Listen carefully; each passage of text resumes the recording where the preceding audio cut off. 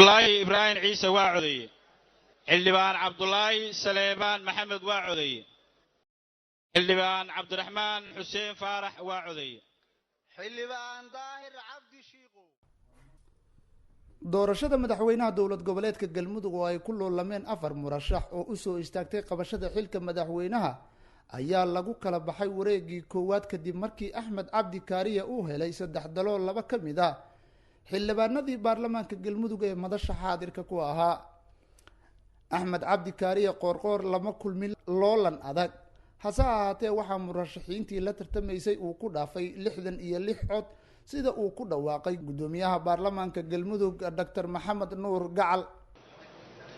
musharaxa doorashada wareegeeda koobaad ku guuleysta 3 meelood 2 codadka golaha sharci dejinta baarlamaanka galmudug ayaa ku guuleysanaya madaxtinimada dowlad goboleedka galmudug 4 sano ee soo socota. musharaxiintii ka qayb galay doorashada oo ka koobnaa 4 musharax oo ahay Axmed Shire Maxamed Falagle, Cabdullaahi Axmed Samatar, Cabdiraxmaan Aadan Sabriye, Axmed Cabdi Kaariye waxay u kala heleen codadka sidaa soo socoto. Axmed Shire Maxamed Falagle wuxuu helay 1 cod, Cabdullaahi Axmed Samatar wuxuu helay 9 cod, Cabdiraxmaan Aadan Sabriye wuxuu helay 1 cod, Axmed Cabdi Kaariye qoorqoor wuxuu helay 66 cod. inkastoo doorashada galmudug muddo la sugayay haddana dadka reer galmudug ayaa sii qabay natiijada sida ay noqonayso waxaana diidmo kala hor yimid murashaxiinta galmudug qaarkood kuwa oo ka qaybgalkooda ka dhigi lahayd tartan adag oo dhexmara murashaxiinta xilka u loolamaysa. doorashada madaxweyne ku-xigeenka galmudug oo loo gudbay ayaa waxaa isu soo taagay 5 murashax waxaana wareegii koowaad kadib tanaasulay 2 murashax taasi oo ka dhigan in wareegga labaad ay u gudbaan 2dii murashax ee ugu codka badnayd. doorashada wareegga koowaad waxaa ku tartamay 5 musharax oo kala ah Axmed Taajir Yuusuf Warsame, Cali Daahir Ciid, Saadaq Cabdullaahi Xaaji Xaashi Dhagagool, Cabdiqani Sheekh Cali Diili, Maxamed Xaashi Cabdi Carabi. waxay u heleen codka sidaan: Axmed Taajir Yuusuf Warsame wuxuu helay 6 cod, Saadaq Cabdullaahi Xaaji Xaashi wuxuu helay 7 cod, Maxamed Xaashi Cabdi Carabi wuxuu helay 12 cod, Cabdiqani Sheekh Cali Diini wuxuu helay 26 cod.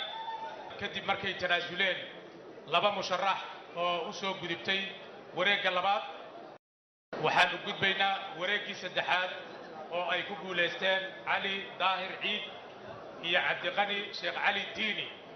Cali Daahir Ciid ayaa helay 46 cod halka murashaxii kale ee la tartamayeen uu helay 31 cod.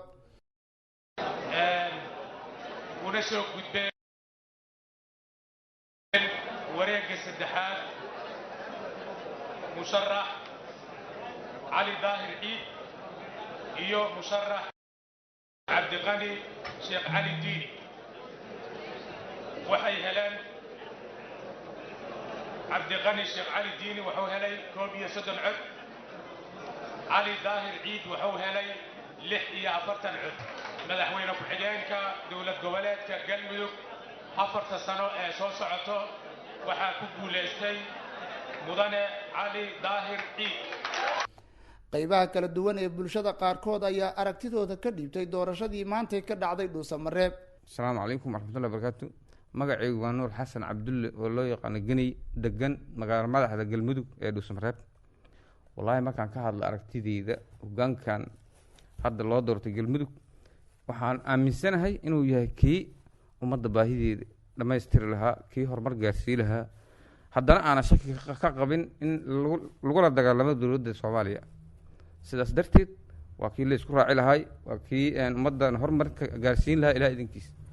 bismillaahi raxmaani raxiim. anoo ah Cali Saciid Cali waxaan aad ugu hambalyeynaya madaxweynaha maanta la doortay iyo madaxweynaha ku-xigeenka waa laba nin oo aad wax u baratay oo shaqayn kara oo wax qaban kara waana taageersana. بسم الله الرحمن الرحيم السلام عليكم ورحمة الله وبركاته magacaygu waa cali cabdullaahi galwac doorashada maanta waxaa ka dhacday doorasho taariikhi ah oo runtii aan aad iyo aad oo xor iyo xalaal ah waana ku faraxsanahay waxaana soo dhaweynayaa madaxweynaha iyo madaxweyne ku-xigeenka waxaana u rajeynayaa guul. waa magacaygu waa Bashiir Warsame Afgooye degan magaalada Dhuusamareeb. wallaahi labada nin oo madaxweynaha iyo madaxweyne ku-xigeenka aad baan u soo dhaweynayaa waan u hambalyeynayaa. midda labaad shaqada u taal waa inay culummada u tagaan. doorashada maantay ka dhacday Dhuusamareeb kama dhigna dhammaadka khilaafkii galmudug ka taagnaa waxaana Dhuusamareeb maalmo ka hor ka dhacday doorasho xilka madaxweynaha loogu doortay Sheekh Maxamed Shaakir Cali Xasan halka gaalkacyo madaxweyne xaaf oo ku suganna uu sheegay in uu yahay madaxweynaha galmudug. ha yeeshee mas-uuliyiinta maamulada kala qaybsan waxaa sugaya marin dhabo qodxo badan oo dhibaato leh. waxaan ku dhaaranayaa magaca ilaahay waxaan ku dhaaranayaa magaca ilaahay in aan xilkayga u gudanayo si daacad ah inaan xilkayga u gudanayo si daacad ah oo danta diinta dadka iyo dalku ku jirto oo danta diinta dadka iyo dalka ku jirto dhowrana dastuurka dowlad goboleedka galmudug dhowrana dastuurka dowlad goboleedka galmudug iyo kan qaranka iyo shuruucda kale ee dalka wabilaahi tawfiiq. xaalka amni ee Dhuusamareeb ayaa maanta aad loo adkeeyey iyadoo ciidamada Amisom iyo kuwa dowladana ay qayb ka ahaayeen sugidda amniga mana jirin dhaqdhaqaaqyo gaadiid iyo dad oo la ogolaa waxaana dhammaan xirnaa goobaha ganacsiga ee magaalada. Cabdiwaaxid Macalin Isaaq VOA Dhuusamareeb.